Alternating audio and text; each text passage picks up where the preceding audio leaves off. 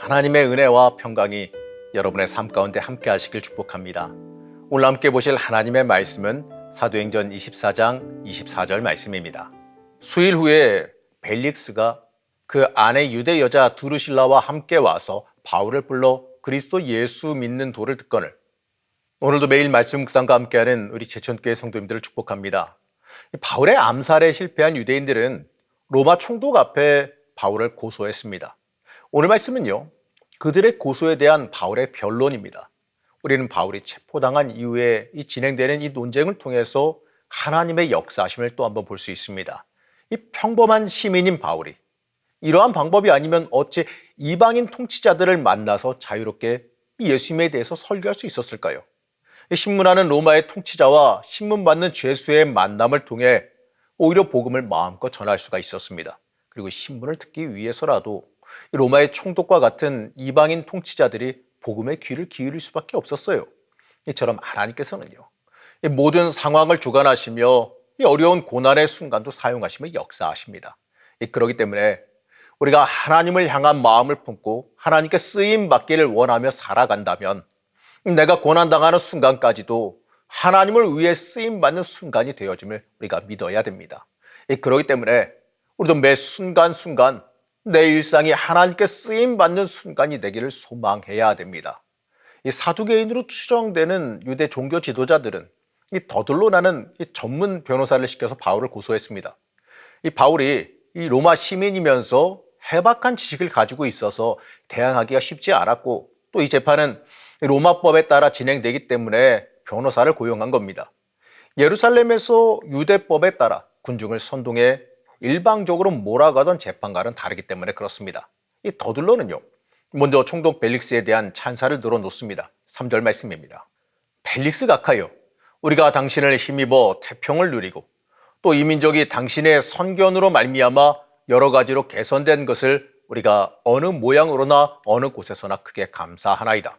한마디로 이 벨릭스의 환심을 사서 자신들에게 유리하게 만들고, 당시 로마에서 정치적 입지가 약해진 그 벨릭스에게 유대 지도부의 요구를 묵살하기 어렵게 만들기 위해서입니다. 이들이 칭찬한 것과 달리 이 요세푸스에 의하게 되면요, 이 벨릭스는 매우 포악하고 잔인했고요, 악한 정치를 통해서 유대인들의 미움을 샀다고 말합니다. 이 더들로는 진실을 말한 것이 아니라 오직 자신의 목적을 위해 꾸며낸 말을 한 겁니다. 물론 이 변호사의 계산된 발언이라 여길 수도 있어요. 넓게 보게 되면 이 대제사장을 비롯한 유대인들은 이 더들로가 행한 그 벨릭스에 대한 찬사와 유대인들이 감사한다는 그 말에 동의한 것 같아요. 하지만요, 이처럼 이 자신의 수단과 목적을 위해서 유대 지도자로서 유대를 침공하고 지배하는 로마 총독과 맞서지는 못할 망정, 이 자신들의 기득권을 위해서 아첨하는 모습을 행하고 있는 것과 같습니다. 유대인들의 이 잘못된 신념을 지키기 위해서, 어쩌면 자신들의 기득권을 지키기 위해서 이 민족적인 자존심과 또 지도자로서의 역할도 우습게 여기는 이들의 모습은 정말 악한 모습이지요. 이들은요, 바울을 개인적, 정치적, 종교적으로 고소했습니다. 개인적으로는 바울이 전염병과 같은 존재라고 고소해요. 바울이 가는 곳마다 소동이 일어났다는 거예요. 이 당시 제국 내의 평화 유지를 가장 중요시한 로마 정부를 자극하기 위한 말입니다. 둘째는 정치적인 제목이에요. 바울이 나사렛 이단의 괴수라고 말합니다. 이 종교적 문제 같지만 사실은 바울을 내란 음모죄로 고소한 것과 같아요. 당시 유대에 이 스스로 메시아라고 하는 사람들이 나타나서 반 로마를 외치며 로마에 대항하는 일들이 있었습니다. 이런 것에 근거하면 이 정치적으로 심각한 문제가 발생한 거죠. 세 번째는 이 종교적인 죄목입니다. 바울이 성전을 더럽혔다는 거예요. 로마법이 아니라 유대법으로 사형에 해당하는 죄목이라는 겁니다. 이 당시 로마 제국 내에 각국의 종교의 자유를 줬고 고유한 특권도 줬습니다. 그 로마 정부는 유대인의 그 율법에 관계된 일이라면 되도록 관여하지 않으려고 했고요, 이 종교적인 문제로 유대인들이 사형 판결을 내리면 웬만하면 인준해 주기도 했습니다. 이 더들로는 이 사실을 이용해서 바울이 유대법의 사형에 해당되는 죄를 지었다라고 고소하는 겁니다. 여기서 우리는요, 율법을 누구보다도 잘 지킨다고 하면서 오히려 율법을 철저히 무시하고 거짓 증언하면서 자신들의 원수를 높이는 완악한 유대인들의 모습을 읽게 됩니다. 이들의 악함을 보면서요, 우리도 말로만 신앙인지 아닌지 우리 스스로 점검하고 돌아봐야 됩니다. 말로는, 겉으로는 이 완벽한 율법주의자처럼 이들은 행세했습니다. 그러면 다른 이의 율법 범죄를 징계하며 질책했어요. 하지만 정작 자신은 율법을 지키지 않았어요.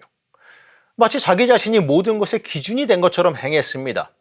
하지만 우리는 하나님의 말씀에 우리를 비추어 검증할 수 있어야 됩니다. 하나님 앞에 우리가 서 있다라는 그 사실을 잊어서는 안 돼요. 이제 바울은 벨릭스 앞에서 유대인들의 주장에 대한 변론을 하게 됩니다. 바울은요, 당당하고 담대하게 변론을 시작해요. 바울은 모든 것의 결과는 하나님께 달려있음을 잘 알았기 때문에 그렇습니다. 세상 사람, 세상 권세, 이런 것에 자신이 좌우되는 것이 아님을 너무나도 잘 알고 있었어요. 하나님의 사람은 하나님에 의해서 좌우됩니다. 하나님께서 지키시고 돌보시면 그걸로 충분한 거예요. 이 바울은 조목조목 소유죄에 대해서도 자신이 감옥에 있는 기간을 빼면 불과 7일만 예루살렘에 있었는데 그 기간에 소유를 일으킬 수가 없었고 그가 성전에서 그러한 일을 한 목격자나 증거도 없다고 말합니다. 그리고 오히려 자신이 더들로가 이단이라고 하는 그 도를 믿고 있고 그 도는 이단이 아니고 유대교와 같이 하나님을 믿으며 부활의 소망까지도 믿는다라고 증거합니다. 마지막으로 이 성전 훼손에 대해서도요, 자신은 그런 적이 없고 오히려 민족을 위해 구제 헌금을 가져왔으며 전통에 따라 결례를 행했다라고 답변합니다. 만일 자신의 성전에서 소동을 일으켰다면 그 자리에 있던 아시아에서 온 유대인들이 고소인으로 참석했을 것이다라고 변론하죠. 이러한 침착한 변론은 오히려 총독의 호의를 입게 되었고요. 유대인들의 고소가 아무것도 아니게 됩니다. 이처럼 우리는 어떤 상황을 맞이하더라도 겁먹지 말고 담대할 수 있어야 됩니다. 바울은 이미 하나님을 위해서 죽을 수도 있다라고 결심했어요. 그렇기 때문에 주님을 위해서 이러한 고난을 당하는 것을 갖다가 두려워하지 않았습니다. 그렇기 때문에 더더욱이 담대하게 자신을 변론할 수가 있었던 거죠. 만약에 인간적인 계산을 바울이 했다면 진리를 버리고 타협하려 들 수도 있었을 거예요. 하지만 바울은 타협하지 않고 담대히 오히려 복음을 증거했습니다. 하나님은 바로 이러한 모습을 들어 사용하셨습니다. 이 글을 들어서 유대 지도자들 앞에서, 이방의 지도자들 앞에서 복음을 전할 수 있게 했습니다. 이 바울이 뿌린 그 복음의 씨앗이 이 뿌리를 내려 열매를 맺어 훗날 로마와 그 지배 지역에 이 복음화가 되어지는 놀라운 역사가 일어나게 됩니다. 하나님께서 어떻게 우리를 통해 어떻게 열매를 맺게 하실지 우리는 알 수가 없습니다. 하지만 중요한 것은요, 내가 충성하고 순종하면 그걸 통해서 하나님께서 열매를 맺게 하신다는 사실입니다. 그렇기 때문에 우리는 이 세상 앞에 진리를 타협하지 말아야 돼요. 오히려 담대히 복음을 증거할 수 있어야 됩니다. 이제 바울은 오히려 그 벨릭스 앞에서 복음을 전하는 모습을 보여줍니다. 이 팔레스타인에서 10여 년을 생활해온 그 벨릭스는 그 유대인과 바울의 그 대립의 원인이 단순히 종교적 견해 차이임을 너무나도 잘 알았습니다. 그래서 재판을 연기하고 바울에게 많은 자유를 허락했습니다. 그런데 이 기간이 비공식적으로 이 벨릭스에게 복음을 전할 수 있는 기회를 제공해 줍니다. 24절 말씀입니다. 수일 후에 벨릭스가 그 안에 유대 여자 드루실라와 함께 와서 바울을 불러 그리스도 예수 믿는 도를 듣거늘. 비공식적으로 이 벨릭스는 아내와 함께 바울을 찾아왔습니다. 바울을 불러 예수 그리스도를 믿는다는 것에 대해서 들었습니다. 바울은 그들에게 복음을 전했고 그들에게 의와 절제와 오는 심판에 대해서 설교했습니다. 그들에게 하나님의 심판을 경고하여 회개하도록 해서 복음을 받아들이도록 하기 위해서입니다. 바울은요, 이 비공식적으로 이루어진 그 총독을 만날 수 있는 기회를 이 자신의 무죄나 탄원의 기회로 삼지 않았어요. 오히려 그들에게 복음을 전하고 회개하고 예수 그리스도를 믿도록 권하는 전도의 기회로 삼았습니다. 인간적으로는 기회예요. 이 총독에게 잘 말해서 자신의 위기를 벗어날 수 있을지도 몰라요. 하지만 바울은 그 기회를 복음 전파의 기회로 삼았습니다. 바로 인생의 목적이 어디에 있느냐의 문제입니다. 어쩌면 이 마귀가 주는 인간적으로 사람에게 의지하게 하려는 시험일 수도 있지요. 하지만 바울은 그 순간에 복음에 집중합니다. 자신의 본질에 집중했어요. 하나님께 집중했어요. 여러분, 우리도 이럴 수 있어야 됩니다. 항상 모든 기회가 복음 전파의 기회가 돼야 됩니다. 사람 의지하지 말고 하나님 의지해야 돼요. 그것이 복된 길임을 우리는 잊어서는 안 됩니다. 이 바울의 설교를 듣다가 이 벨릭스의 마음에 두려움이 생깁니다. 그러나 벨릭스는 회개하고 믿음에 이르르지 못해요. 그 귀중한 역사의 시간을 피하려고 바울을 내보내고 맙니다. 회개할 기회가 주어졌는데 회개를 외면하는 사람은요, 결국 영원한 멸망에 이르게 되지요. 회개하고 돌이킬 수 있는 그 믿음이 우리에게 있어야 됩니다. 여러분, 우린 다 죄인입니다. 그렇기 때문에 회개하며 살아가야 돼요. 이 듣기만 하고 변화하지 않는 삶은 이 벨릭스처럼 복음을 회피하는 사람이 되어져 버리지요. 사랑하는 성도 여러분, 우린 매 순간순간마다 이 세상 앞에 타협하지 말고 이 선명한 복음의 길을 걸어가야 됩니다. 항상 하나님의 길을 따라가기를 소망하며 살아가야 돼요. 오늘 말씀에서 살펴본 바울처럼 하나님 철저히 의지하며 담대히 주의 길을 걸어가시길 제가 간절히 축복합니다.